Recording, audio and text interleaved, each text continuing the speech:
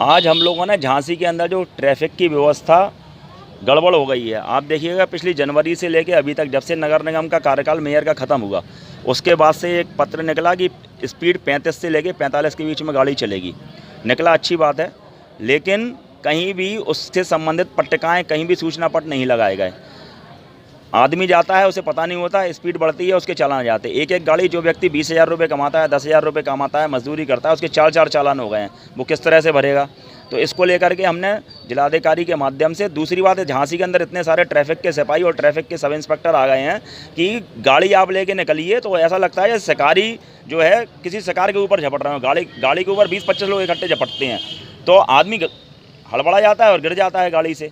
तो इस तरह का जो काम हो रहा है वो निश्चित रूप से, झांसी चूँकि महानगर तो है, लेकिन महानगर अभी संपूर्ण रूप से बना नहीं है। बुंदेलखंड गरीब क्षेत्र है और गरीब क्षेत्र की जनता निवास करती है।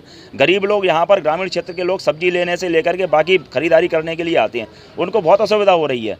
उस वजह से हमने आज मुख्यमंत्री जी संबोधित ज्ञापन जिलाधिकारी झांसी के माध्यम से प्रेषित किया है कि यह सारे के सारे चालान माफ़ किए जाएँ, पहले पट्टिकाएँ लगाई जाएँ और स्पीड भी जो अन्य महानगरों में है उस तरह से की जाए, 40 से 50 के बीच, 35 से 45 के बीच नहीं। दूसरी बात, ट्रैफिक रूल जो कहते हैं महानगर में हेलमेट लगाने की आवश्यकता नहीं है, सीट बेल्ट बांधने की आवश्यकता नहीं है, तो ये चालन किए जा रहे हैं, ये गलत किए जा रहे हैं।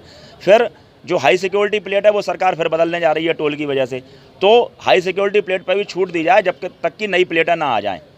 तो ये सब जो चीज़ें चल रही हैं, 5,000 8,000 के चालान ये माफ़ हों, जिससे गरीब जनता को राहत मिले। और कहीं ना कहीं कुछ अधिकारियों की मंशा हमें ऐसी लगती है कि भारतीय जनता पार्टी का वोट बैंक, मुख्यमंत्री जी की बदनामी किस तरह हो, वोट बैंक किस तरह कम हो, उसके ऊपर काम कर रहे हैं। ऐसे अधिकारियों के खिलाफ हम लोग हैं और हमें आश्वासन भी मिला है कमिश्नर साहब की तरफ से कि जो पिछले चालान हैं वो पेंडिंग में डाल दिए गए हैं, वो चालान किसी के भी पास नहीं पहुंचाए जाएंगे। और आगे जब तक ये सारी की सारी सूचना पट्टिकाएँ नहीं लग जाएंगी, जब तक किसी प्रकार के इस प्रकार के चालान नहीं होंगे, ऐसा कमिश्नर साहब ने आश्वासन भी दिया है।